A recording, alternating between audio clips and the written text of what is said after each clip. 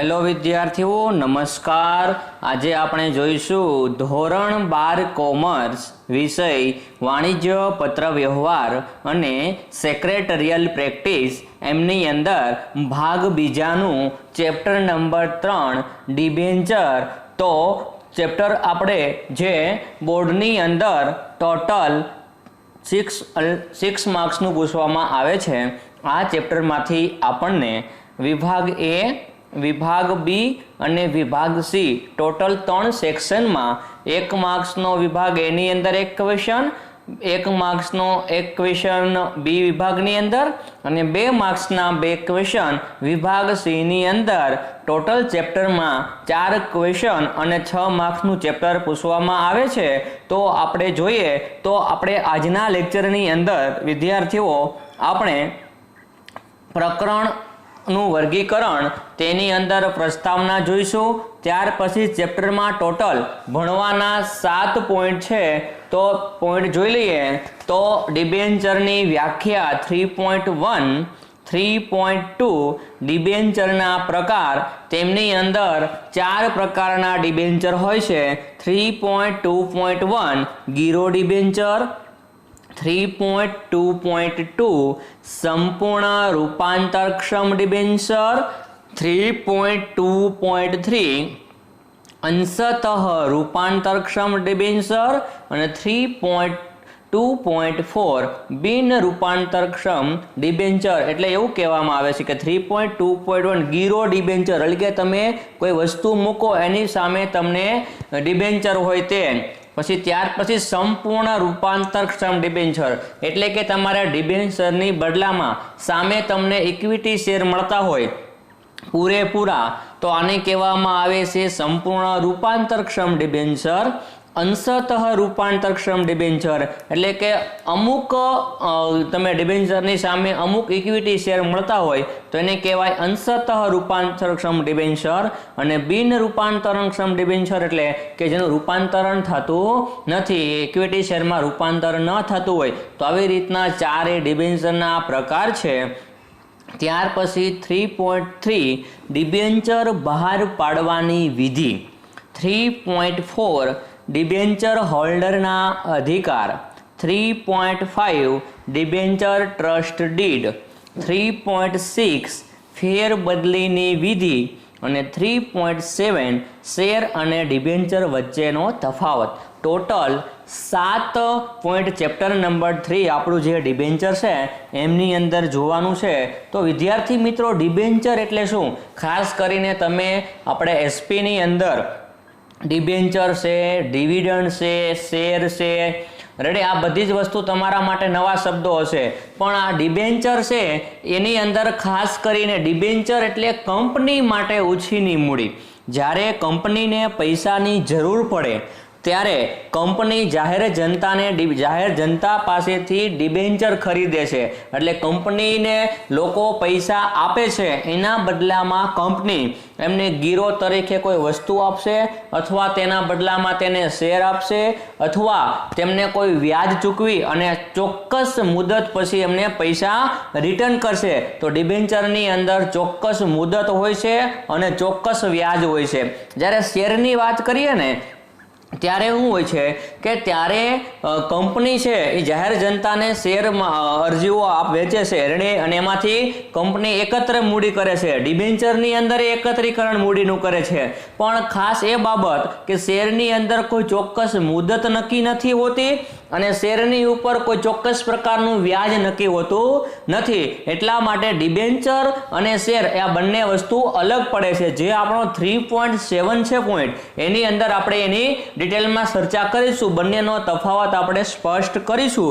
તો હવે શરૂ કરીએ આજના લેક્ચરમાં. આપણે લેક્ચર નંબર 1 જે ચેપ્ટર 3 ડિબેન્ચર બોર્ડની અંદર 6 માર્ક્સનું છે.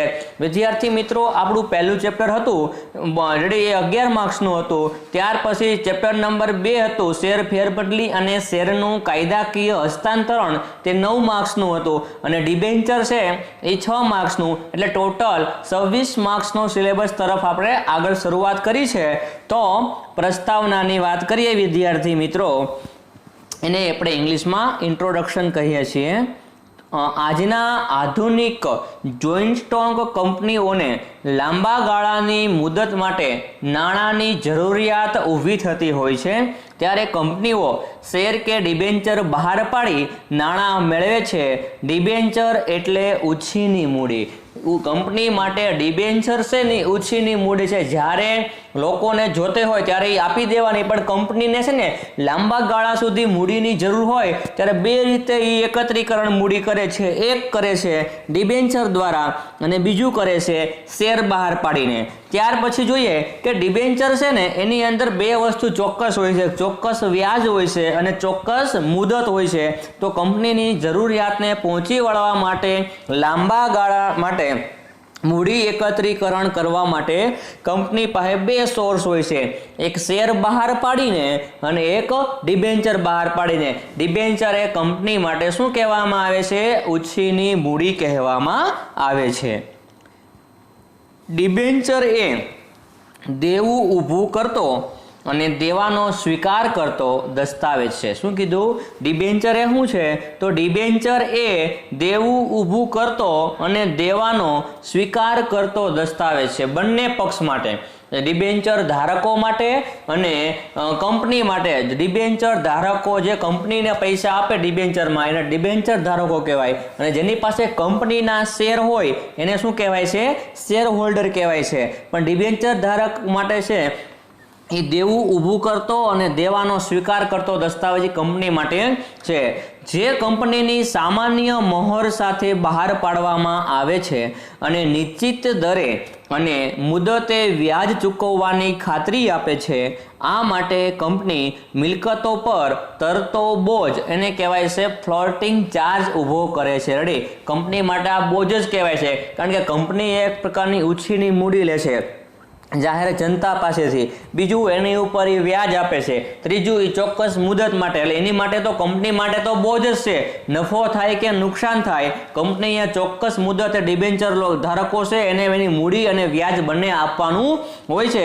તો એ કંપની પોતાનું સામાન્ય મહોર એટલે કે આપણે કહીએ છીએ કોમન સીલ, કંપનીનો કોઈ એવો સિક્કો હોય એનાથી એ બહાર પાડી અને ચોક્કસ વ્યાજ અને ચોક્કસ મુદત માટે કંપની ઉપર એક દેવું ઊભું કરતો એક બોજ એટલે ડિબેન્ચર. હવે આપણો 3.1 ડિબેન્ચરની વ્યાખ્યા. ડિબેન્ચરની વ્યાખ્યા આપને પૂછાય એક માર્ક્સની અંદર, અથવા ડિબેન્ચર શબ્દ કયા શબ્દ પરથી ઉતરી આવ્યો છે, કઈ ભાષાના કયા શબ્દ પરથી, તો આપણે જોઈએ તો ડિબેન્ચર એ મૂળ લેટિન શબ્દ ડિબેર પરથી ઉતરી આવ્યો છે. ડિબેન્ચર એ કઈ ભાષાના શબ્દ પરથી આવ્યો છે? તો લેટિન ભાષાના ડિબેર શબ્દ પરથી ઉતરી આવ્યો છે. આપણે એમ પૂછે કે ડિબેન્ચર કઈ ભાષાના કયા શબ્દ પરથી ઉતરી આવેલો છે? તો ડિબેન્ચર એ મૂળ લેટિન શબ્દ છે જે ડિબેર શબ્દ પરથી ઉતરી આવ્યો છે. ડિબેન્ચરનો અર્થ દેવું થાય છે, જેનો અર્થ શું થાય છે? દેવું થાય છે. તેથી એવું કહી શકાય કે ડિબેન્ચર એ કંપનીનું દેવું દર્શાવતો દસ્તાવેજ છે. ડિબેન્ચર શું છે? કંપનીનું દેવું દર્શાવતો દસ્તાવેજ છે. વિદ્યાર્થીઓ, દેવું અને લેણું તમે એકાઉન્ટની ભાષામાં તમે સમજતા હશો ને. હવે તો દેવું કોને કહેવાય અને લેણું કોને કહેવાય? મારે કોઈ વ્યક્તિને પૈસા 5000 આપવાના છે તો મારા માટે એ દેવું થયું. મારે કોઈ વ્યક્તિ પાસેથી 5000 લેવાના છે તો એને મારું લેણું થયું. બીજી રીતે એમાં સમજીએ, દેવાદાર અને લેણદાર એ પાછો દેવું અને લેણું એનાથી તદ્દન વિરુદ્ધ. દેવાદાર એટલે શું? મારે જેની પાસેથી લેવાના છે એ મારો દેવાદાર, અને લેણદાર એટલે કે મારે જેને આપવાના છે એ લેણદાર કહેવાય. એના માટે હું શું કહેવાય? લેણદાર કહેવાય. અને જેને મારે જેની પાસેથી મારે રૂપિયા લેવાના છે એ મારો શું કહેવાય છે? દેવાદાર. એટલે લેણું અને દેવું શબ્દ તમે એકાઉન્ટની ભાષામાં લેણદાર અને દેવાદાર શબ્દ છે એની સાથે સંકળાયેલો છે. તો ફરીથી ડિબેન્ચર મૂળ લેટિન શબ્દ ડિબેર પરથી ઉતરી આવ્યો છે જેનો અર્થ દેવું થાય છે. તેથી એવું કહી શકાય કે ડિબેન્ચર એ કંપનીનું દેવું દર્શાવતો દસ્તાવેજ છે. ત્યાર પછી ડિબેન્ચરની વ્યાખ્યા છે સર ફ્રાન્સિસ પામરના મત મુજબ. આપણે એક માર્ક્સની અંદર કે કે ડિબેન્ચરની વ્યાખ્યા જણાવો સર ફ્રાન્સિસ પામરના મત મુજબ, તો ડિબેન્ચર એ કંપનીની સામાન્ય મહોરથી અંકિત થયેલો કંપનીના દેવાનો સ્વીકાર કરતો દસ્તાવેજ છે. શું કીધો? ડિબેન્ચર એ કંપનીની સામાન્ય મહોર, કોમન સીલ અને કંપનીના દેવાનો સ્વીકાર કરતો દસ્તાવેજ, કે કંપની છે એ તમને દેવા માટે બંધાયેલું છે એવો સ્વીકાર કરે છે, તો દેવાનો સ્વીકાર કરતો દસ્તાવેજ એટલે એને કહેવાય છે ડિબેન્ચર. ત્યાર પછી ડિબેન્ચર એ કંપનીની સામાન્ય મહોરથી અંકિત થયેલો દસ્તાવેજ છે જેનામાં કંપની નિશ્ચિત રકમ, નિશ્ચિત વ્યાજ દરે, નિશ્ચિત મુદત પછી પરત કરવાની શરત સાથે જે રકમ ઉછીની લીધેલ છે તેના દેવાનો સ્વીકાર કરે છે. ડિબેન્ચર શું કીધું? કંપનીની સામાન્ય મહોરથી અંકિત થયેલો દસ્તાવેજ છે. નિશ્ચિત રકમ, નિશ્ચિત વ્યાજ અને નિશ્ચિત મુદત પછી એને પરત કરવાનું હોય છે. તો એના માટે કંપની માટે ત્યાં સુધી ઉછીની લીધેલ મૂડી કહેવાય અને દેવાનો સ્વીકાર કરતો એક દસ્તાવેજ એટલે ડિબેન્ચર. ડિબેન્ચર એ કંપનીની આખી વ્યાખ્યા છે એને અલગ પાડી છે વિદ્યાર્થી મિત્રો, એને 4 થી 5 રીતે આમાં અલગ પાડી છે. તો જોઈએ, ડિબેન્ચર એ એક કંપનીની સામાન્ય મહોર સાથે 2 અમુક નિશ્ચિત રકમ દેવાનો સ્વીકાર કરતો દસ્તાવેજ છે જેમાં મુદ્દત રકમ પરત કરવામાં આવે તેટલા સમય સુધી નિશ્ચિત દરે વ્યાજ આપવાનો કરાર કરવામાં આવે છે. વિદ્યાર્થી મિત્રો, મુદ્દત રકમ એટલે શું? મુદ્દત રકમ એટલે એવું કે મેં કોઈ વ્યક્તિને 1 લાખ રૂપિયા 2% વ્યાજે 1 વર્ષ સુધી આપ્યા છે. તો ધારો કે મેં કેટલા રૂપિયા? 1 લાખ રૂપિયા. કેટલો વ્યાજ દર? 2%. મુદતનો સમય 1 વર્ષ. તો 1 લાખનું 2% લેખે દર મહિને 2% લેખે વ્યાજ થયું. તો વર્ષનું કેટલું વ્યાજ થયું? 12 મહિનાનું 1 મહિનાના 2000 લેખે 24,000 રૂપિયા વ્યાજ થયું. હવે 1 વર્ષ પછી મને 1 લાખ રૂપિયા પાછા આપશે. જ્યાં સુધી મારી મૂળ રકમ કઈ કહેવાય? કે 1 લાખ રૂપિયા એ મારી કેવી કહેવાય છે? મૂળ રકમ કહેવાય છે. તો એ 1 લાખ રૂપિયા નહીં આવે ને ત્યાં સુધી મને કંપની શું આપશે? વ્યાજ આપશે. રેડી? તો આ શબ્દને કહેવાય મુદ્દત રકમ કહેવાય. શું કહેવાય? મુદ્દત રકમ. એટલે તમે જેને વ્યક્તિને પૈસા આપો છો જેને મુદ્દત રકમ કહેવામાં આવે છે. 5મું, જે માટે કંપનીની મિલકતો પર બોજ ઊભો કરવામાં આવે છે. ડિબેન્ચર એ ફરીથી 5 પોઈન્ટ કંપનીની સામાન્ય મહોર સાથે અમુક નિશ્ચિત રકમ દેવાનો સ્વીકાર કરતો દસ્તાવેજ છે જેમાં મુદ્દત રકમ પરત કરવામાં આવે તેટલા સમય સુધી નિશ્ચિત દરે વ્યાજ આપવાનો કરાર કરવામાં આવે છે, જે માટે કંપનીની મિલકતો પર બોજ ઊભો કરવામાં આવે છે. આ આપણે જોયું. હવે જોઈએ ડિબેન્ચરના પ્રકારો. ડિબેન્ચરના 4 પ્રકારો છે. આપને 2 માર્ક્સમાં પૂછવામાં આવે કે ડિબેન્ચરના કેટલા અને કયા કયા પ્રકારો છે, તો આ 4 પ્રકારો છે લખવાનું કે ડિબેન્ચરના 4 પ્રકારો છે અને આ 4 પ્રકારોને આપણે દર્શાવી દેવાના. વિદ્યાર્થી મિત્રો, આ ચેપ્ટરમાંથી આપણે મેક્સિમમ 2 માર્ક્સનો ક્વેશ્ચન પૂછાય છે. આપણે એવી રીતે પણ પૂછે ડિબેન્ચરના કોઈ પણ 2 પ્રકાર જણાવો. તો આપણે 2 પ્રકારને ખાલી નામ નથી આપવાના, એને 2-3 લાઇનની અંદર સમજાવવાના છે. તો ડિબેન્ચરના 4 પ્રકારો છે: ગીરો ડિબેન્ચર, સંપૂર્ણ રૂપાંતરક્ષમ ડિબેન્ચર, અંશતઃ રૂપાંતરક્ષમ ડિબેન્ચર અને બિન રૂપાંતરક્ષમ ડિબેન્ચર. તો જોઈએ 3.2.1 પહેલો પ્રકાર આપણો છે ગીરો ડિબેન્ચર.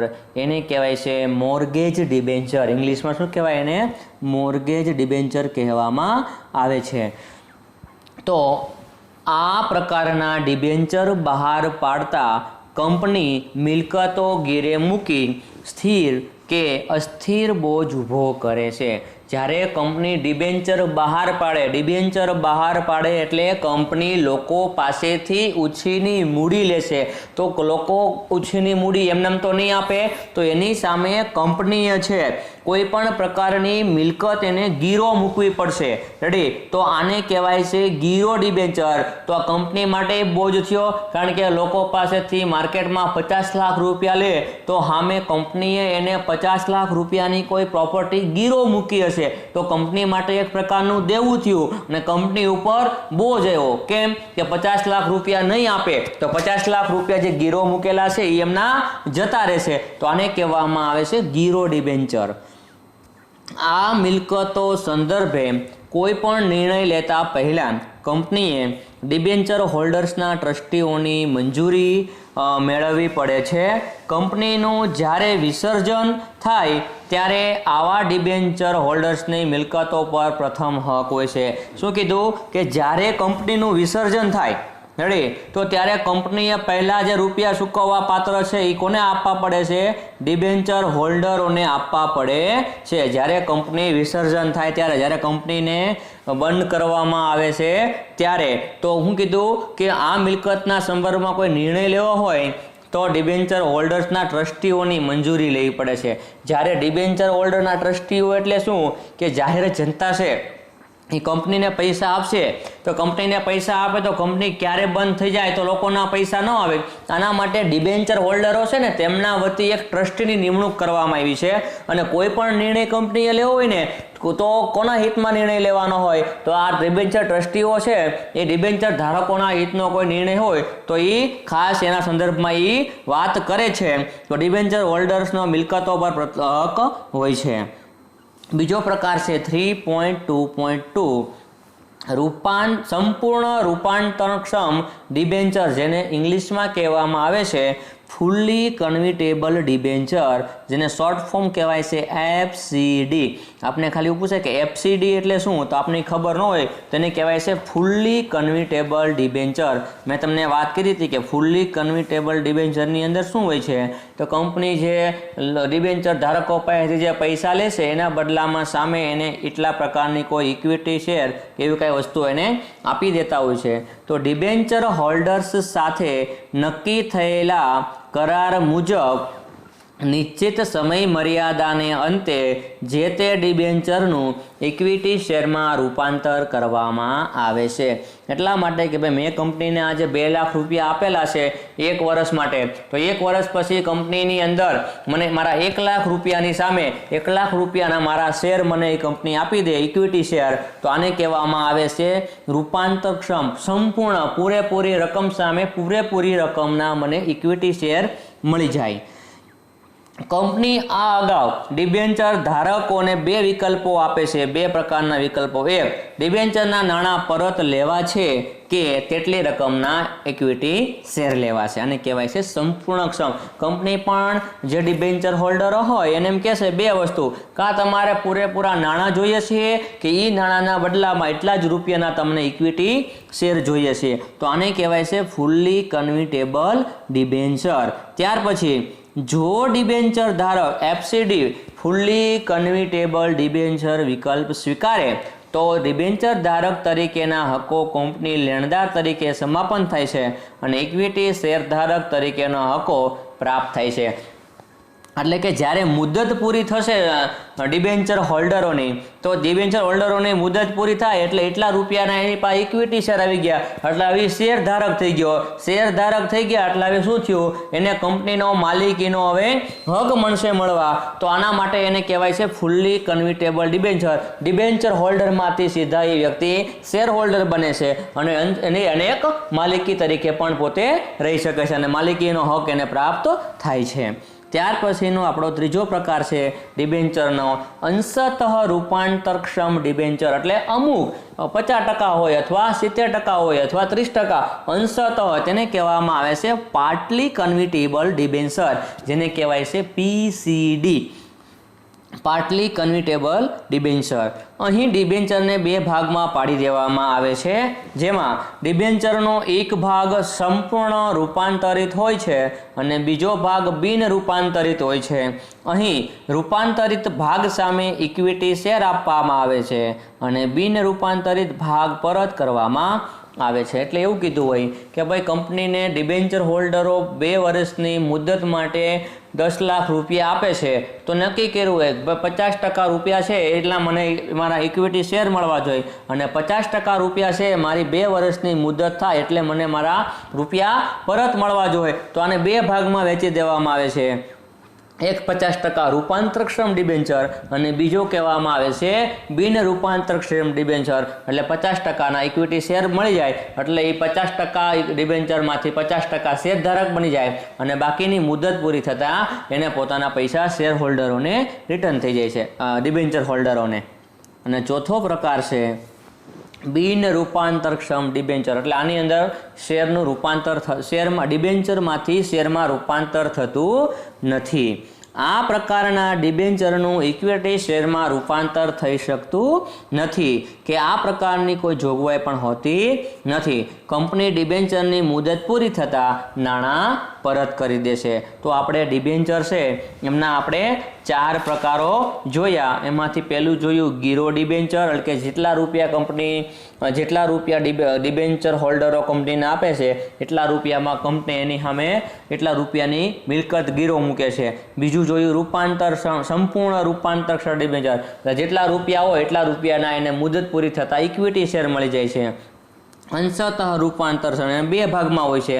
અંશતઃ રૂપાંતર સમની અંદર રૂપાંતર હોય એ મળે, બિન રૂપાંતર હોય એના મૂળ રકમ મળે. અને ચોથું છે બિન રૂપાંતરક્ષમ ડિબેન્ચર, આની અંદર કોઈ વસ્તુ મળતી નથી.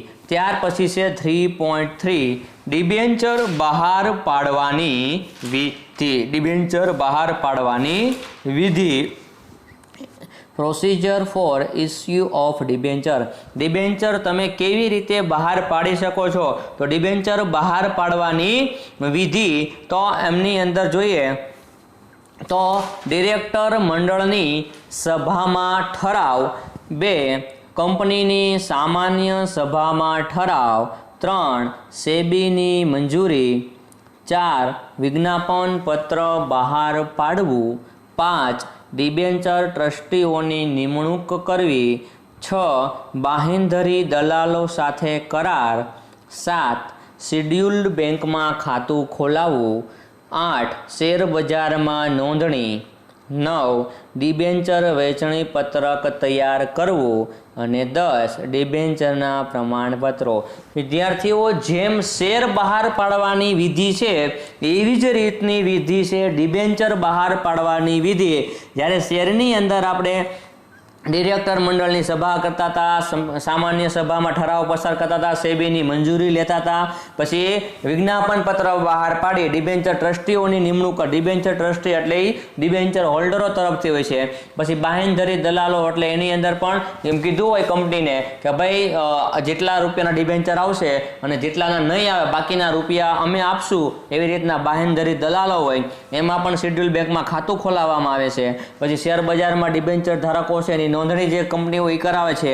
પછી ડિબેન્ચર હોલ્ડરો હોય એને કહેવામાં આવે તમે આટલા રૂપિયાના ડિબેન્ચર આપ્યા છે એના માટેનું વહેંચણી પત્રક તૈયાર કરી અને તમે હવે કંપની પાસે તમારું આટલી તમારી લેણી રકમ છે, આટલા મુદત માટેની, આટલા વ્યાજ સાથેની, તેવું કંપની એને પ્રમાણપત્ર આપે છે.